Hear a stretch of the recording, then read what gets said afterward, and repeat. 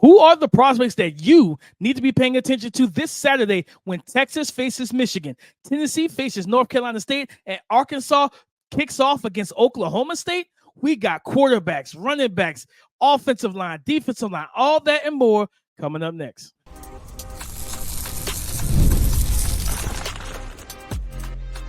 You are Locked On NFL Draft, your daily podcast covering the NFL Draft. Part of the Locked On Podcast Network, your team every day.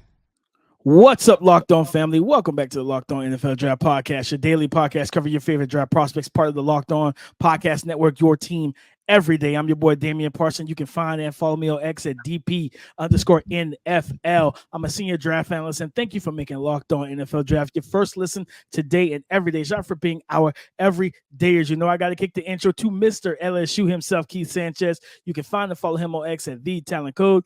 Talk to him, baby. What's up, Locked On family? Let's get locked in. This is Keith Sanchez, 2019 national champ, man, and the other side to this dynamic duo that we like to call the Locked On NFL Draft Podcast. I want to start this podcast off by saying shout out to our everydayers. Thank you for tapping in with us each and every single day. DP, we are on the week 2, baby, college football week 2 preview. We are talking draft prospects, right? And we have a couple big-time matchups. We have Texas versus Michigan. We have Tennessee versus North Carolina State, and we have Arkansas versus Oklahoma State. You know what I see in that slate, DP? A whole lot of top 100 prospects that we have to go through. But man, before we get started, DP, we just kind of set the table, right? We're going to set the table and say, hey, we're going to go through this entire list. We're going to talk about these prospects, talk about the matchups to get into, and then we're going to have this really fun conversation. Absolutely, Keith. This episode is brought to you by PrizePicks. Go to prizepicks.com/LockedOnNFL and use the code, all lowercase, LockedOnNFL to win $50 instantly when you play $5. Keith, if you asked me and said, DP, what's one of the biggest and most impactful matchups when Texas kicks off versus Michigan this Saturday at 12 p.m. This ain't even a night game. Like, I thought this would have been a night game. Nah, you got to wake up. You got to wake up early. You got to get up and get ready to go, right? This is a game where usually as fathers, you know, you try to take the kids out early in the afternoon, the big games, middle of the day, late. Yeah, college football said not this Saturday. DP, I was on the West Coast. I was in Las Vegas for the LSU USC game. I tell you, that's a wild place out there because you wake up. You understand? I was watching Georgia Clemson at 9:00 in the morning.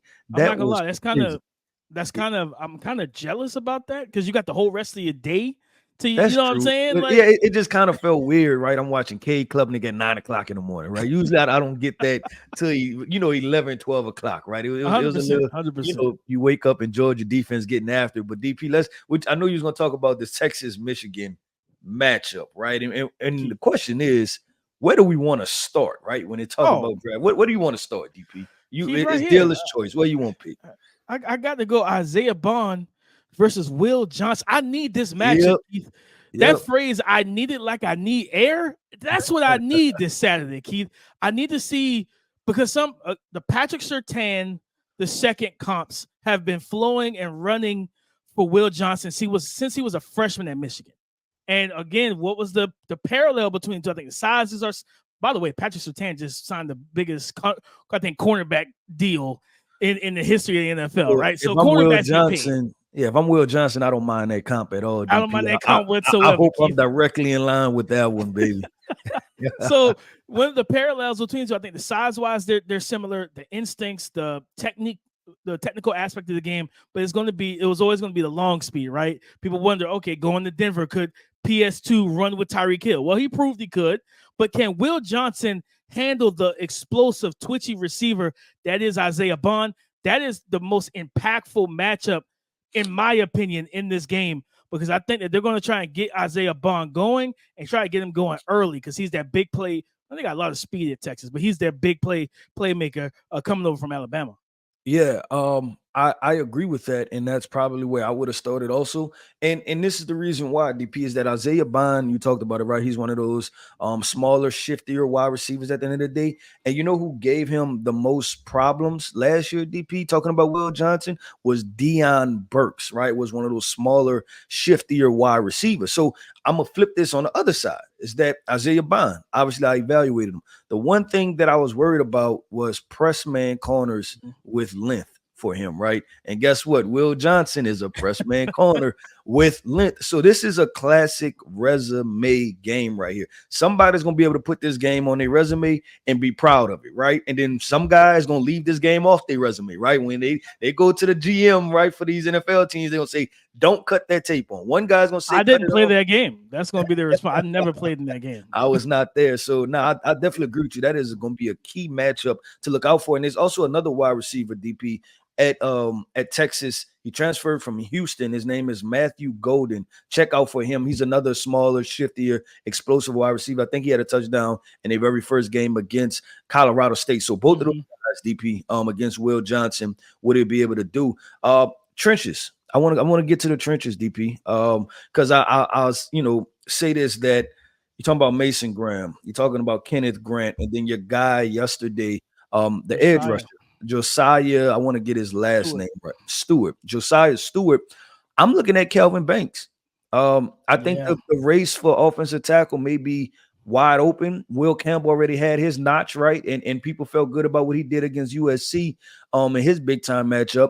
But now, what will Kelvin Banks do, right? And is there going to be a conversation about moving him to guard? Is he going to be able to pitch a shutout? How is he going to play in the run game, right? Because you got to be able to move Mason Graham and Kenneth Grant off of the line of scrimmage. And you know they're going to be versatile alignment guys. They're going to do different things. And then, like you said, just having Josiah Stewart coming off the edge also is going to throw a different twist to that. 100%, Keith. I love that call out. I had that matchup for Kelvin Banks listed and jotted down in my notes as well. I'm like, also, if you flip to the trenches on the other side, Barron Sorrell versus Miles Hinton. If you get that matchup for Texas, getting that, listen, the quarterback situation for Michigan right now is in flux. We came into the summer thinking that it was going to be Alex Orji, the 6'3", 6'4", 225-pound athletic big arm quarterback. But it wasn't all of him. They kind of ran like a 2 QB. What is going on with teams doing that right now? Like we saw that with North Dakota State, like messing up their offense last week against Colorado. Doing SMU. It. We saw SMU did it. It's like, no, just leave whoever's the best guy out there, whoever you believe in the most. So figuring out what you have at quarterback, if it's not Alex Orji, if I'm Barron Sorrell, I'm like, hey, we got to stop this run game, stop Donovan Edwards. I forget the other young back that they play. He caught the ball out of the backfield well. Stop this run game because that's what they're going to want to hang their hat on and be physical in the trenches, and let Barron Sorrell pin his ears back and get off the ball. Let him fire off the ball, get upfield, Keith. But another, of course, my guy, tight end one for me right now, Colston Loveland. Texas got to figure out what they're going to do with him. Right? Is it going to be Johnny Barron, who plays like corner and that nickel that he moves around in that secondary? Who's going to be the guy tasked with stopping the 6'5", 240-pound athlete that is Colston Loveland? Last week, in the game he had last week, I believe he had like 80 yards. I'm checking him just to make sure. I believe he had like 80 yards receiving in that opening game. And again, yes, he was 8 of 9. 87 yards, almost about 11 yards per catch. He had 1 touchdown. So it's like Colston Loveland was good as advertised, right? Now, can you do it again against a better defense and better competition? I think he can, but the quarterback play is going to be that's going to be the kiss of death for him. If the quarterback play is not going to be good, if they can't get the ball to him, they got to have to figure some things out. But this game in general, Keith, like Donovan Edwards, I want to see him bounce back and have a better week this week. And our guy, Quinn Ewers. Quinn, there's a defensive line. You about a defense, like not just D-line. They got the secondary, Makari Page, who plays free safety. Rod Morris out right now with the Achilles injury. But you got Will Johnson. You got this D-line. You got Makari Page in the back end. You're going to have to be very calculated and decisive with your reads because there's multiple guys in that secondary that can take the ball away. And you don't want to give him that opportunity, right? Well, you don't want to underthrow Isaiah Bond if he does beat Will Johnson, and you put it in the vicinity where Will Johnson could then go from being beaten to intercepting the pass, right? The pick, I think the interception he had last weekend, Keith, I don't know if you saw it, where he's sitting flat-footed and they try to throw a quick wide receiver screen and he jumped it. Like he read it. As soon as the ball was snapped, Will Johnson was out of there. He was fired out of a cannon. So I'm looking forward to seeing what Quinn Ewers is able to do against this defense. This is going to be one of the best defenses he sees all season. Yeah, I agree, DP. This is this puts Quinn Ewers in a different light just as far as career resumes. He gets to say that he's beaten Alabama, right?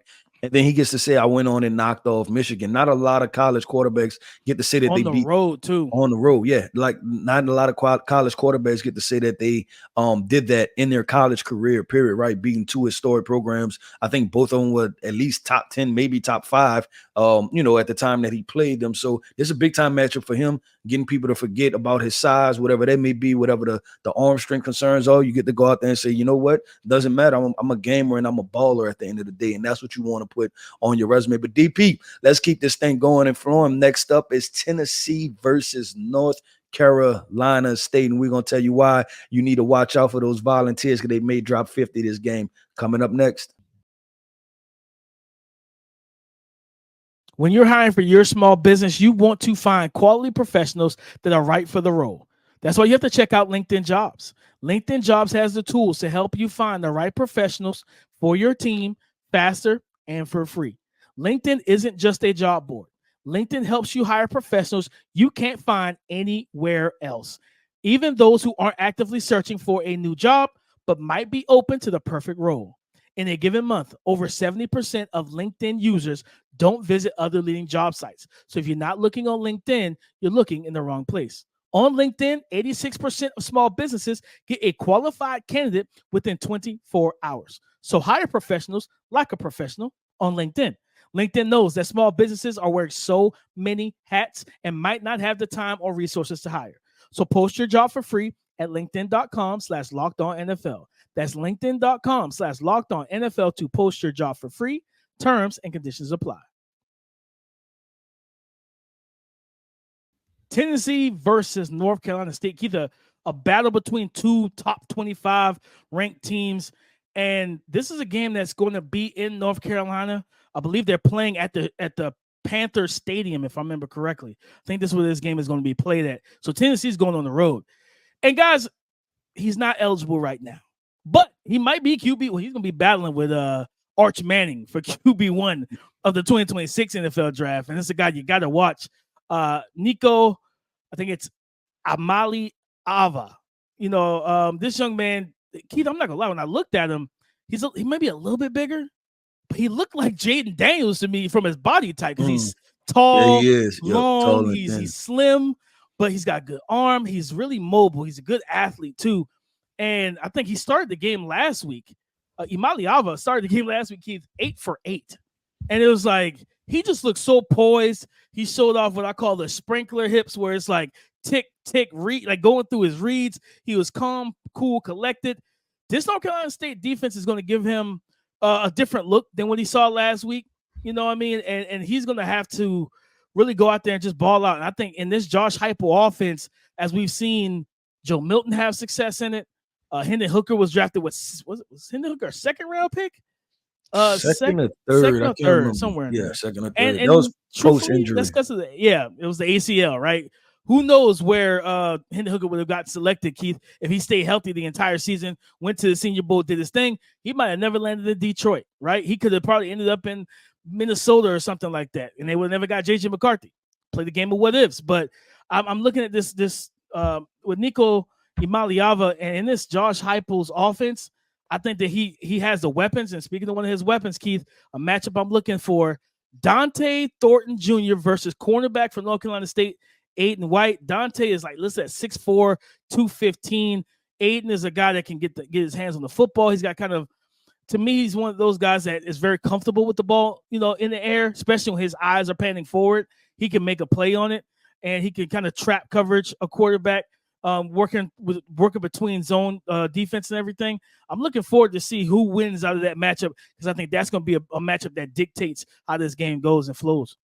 Yeah, you listed off Dante. I'm gonna go with Brew McCoy, DP, the Oh, I senior, forgot right? about Senior Brew. transfer guy, who I think he had a bit of a drop off a little bit last year, but the previous year when they were rolling with Hendon Hooker, right? Like he was kind of the number two guy. This is a big 6'3", 220-pound football player, right? And just a good wide receiver. And you just wonder if he can come in like to that Cedric Tillman, right? I think that's his best path to like people buying into who he is as a football player. So Cedric Tillman, well, I think Cedric went to the Browns, I believe, drafted to the Cleveland Browns, Yes. mid-round pick. So Brew McCoy is definitely a name to look out for. We know that this is a vertical push offense as far as what Tennessee likes to do.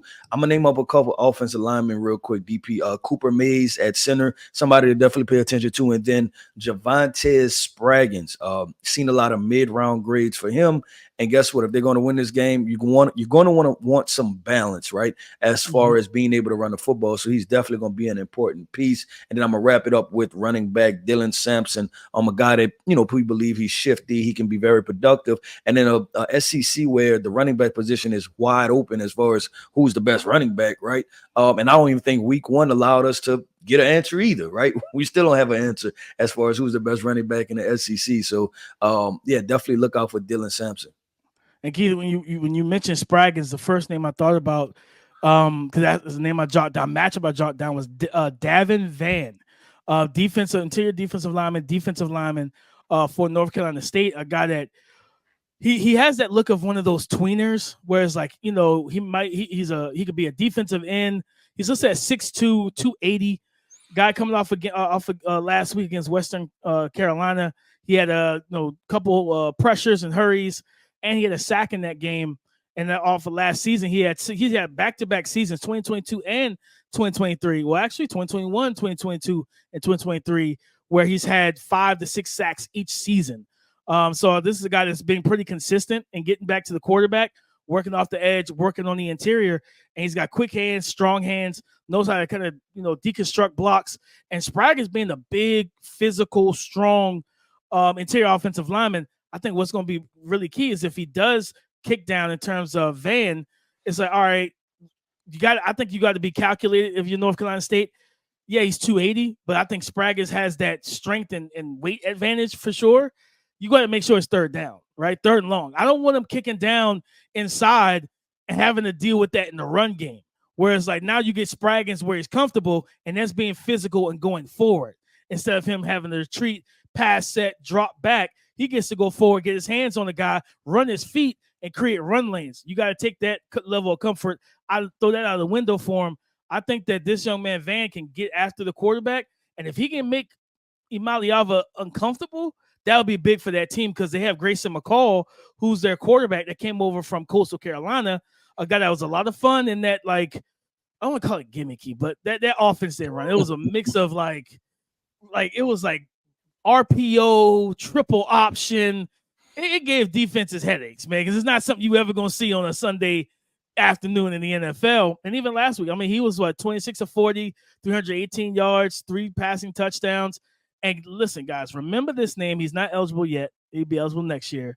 Kevin Concepcion, the wide receiver. Keith, remember we had Shaheem Battle on the show this past draft, their cornerback last year, and he talked about the young man being a freshman. He's like, listen, he's different. And he last week, he was targeted 14 times by McCall, so that he knows where to get the ball to. 9 catches, 121 yards, and 3 touchdowns. This is another young, 2026 draft pick that you got to keep your eyes on, guys. But this game here has a lot of talent on both sides of the ball. Some available right now for your teams come April. Some you might have to wait on, right? There's some teams that are going to be like, maybe we just take a veteran in 2025 in the NFL. Let him be our bridge. Get a Sam Darnold in here. And let's go ahead and try to get us a Nico Imaliava or Arch Manning in 2026. So this game for Tennessee and North Carolina State, a lot of talent in it, Keith. Yep, I agree. And it's going to be, I think DP is a lot of talent to reveal itself, right? Maybe names that people are not talking about a whole lot, but it's games like this that start to reveal and start to have the conversation like, hold on, where did this guy come from? Things like that.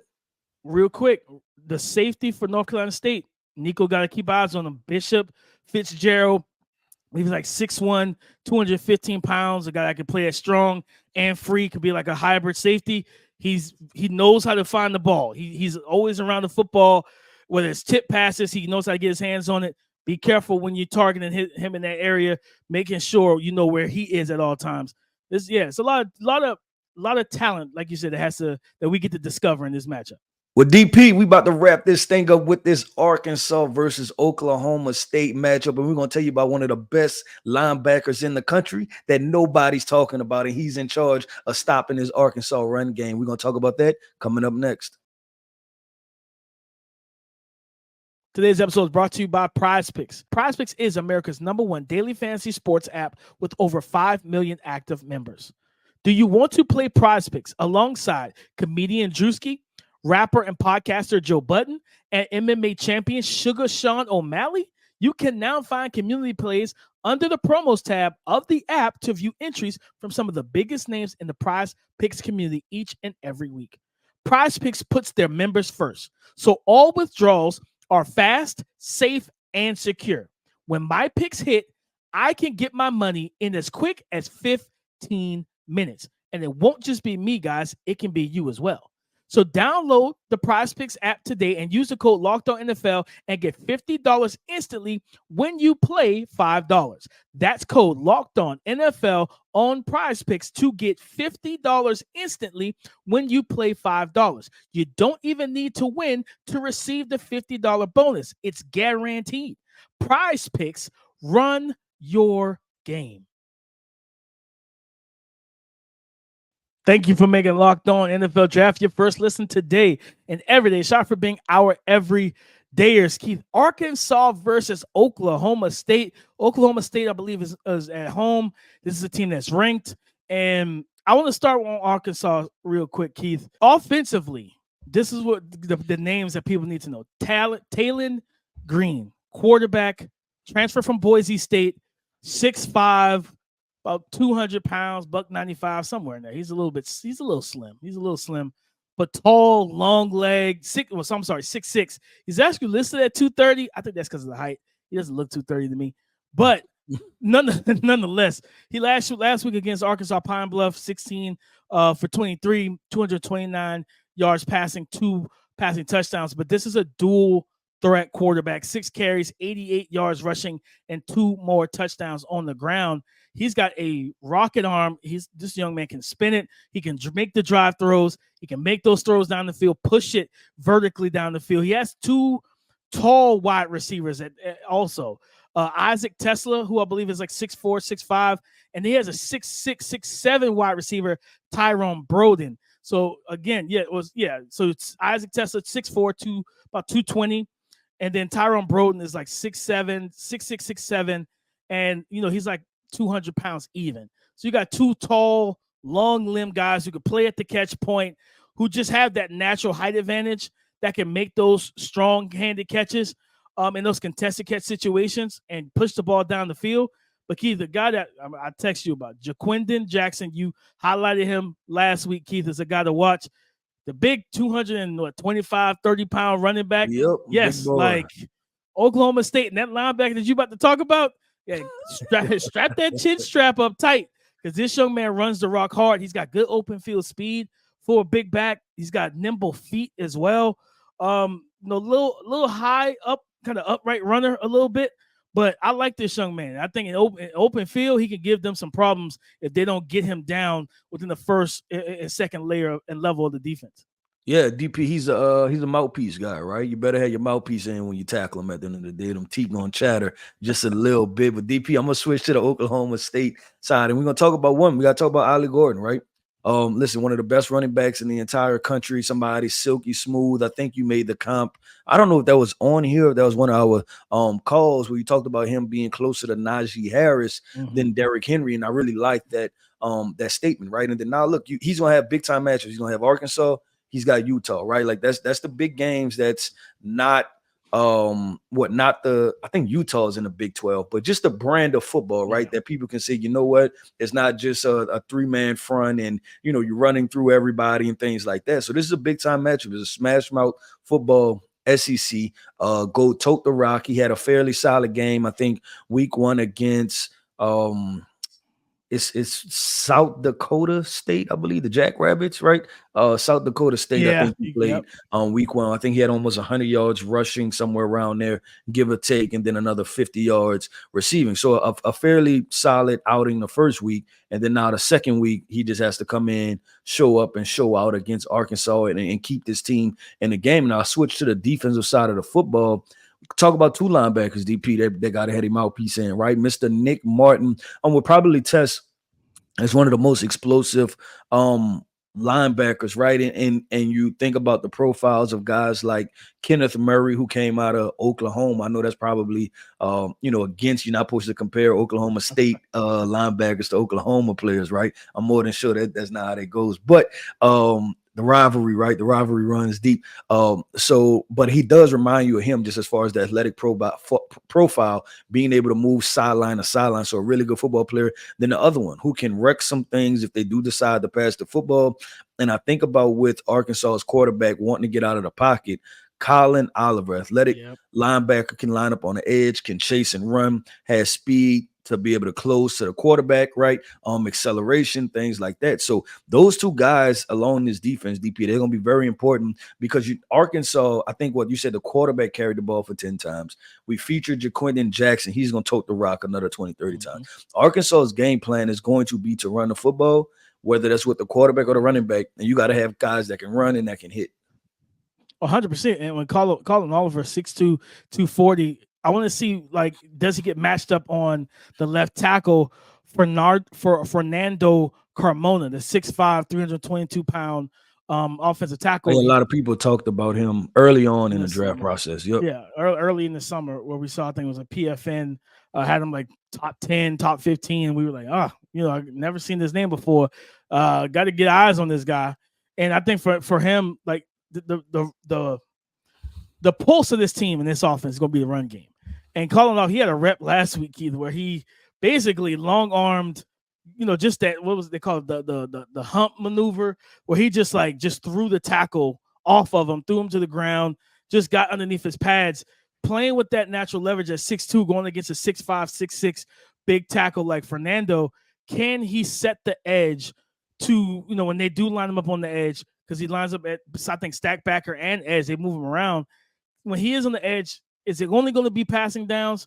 And if it is run downs, can you set the edge consistently to keep Jaquindon and TG, Taylon Green? Can you keep those guys from having positive big running plays and because one thing with Taylon Green, like with him, with TG, like he's got a rocket arm, but for me, I think he's still learning how to control it in terms of and mixing in. I always talk about being a multi-speed pitcher.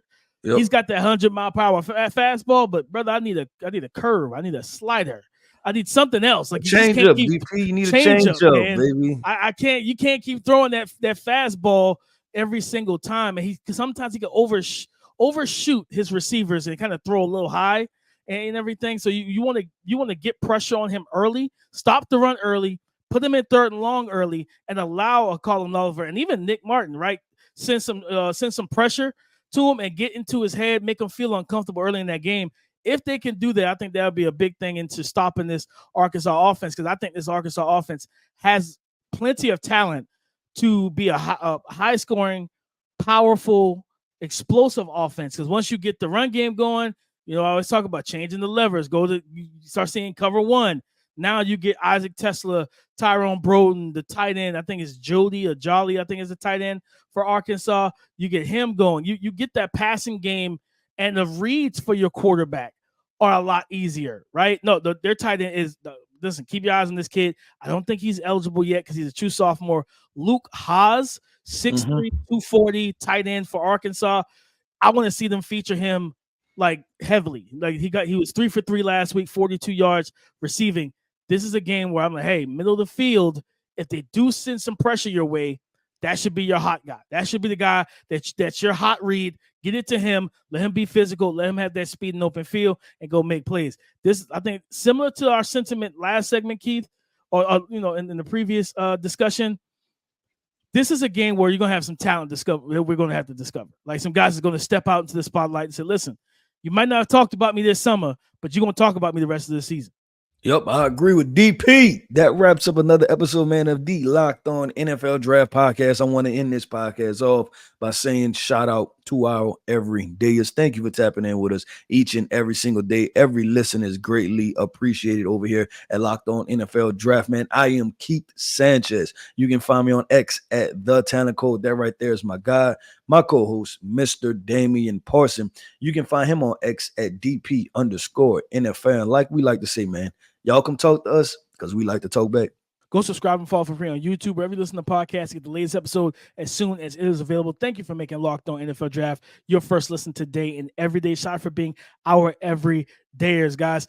Happy Friday, happy Saturday weekend. College football, NFL is back. Football is in season until February sometime. We got a lot of football coming up, guys. So listen, come and join the conversation again tomorrow on the Locked On Podcast Network, your team every day.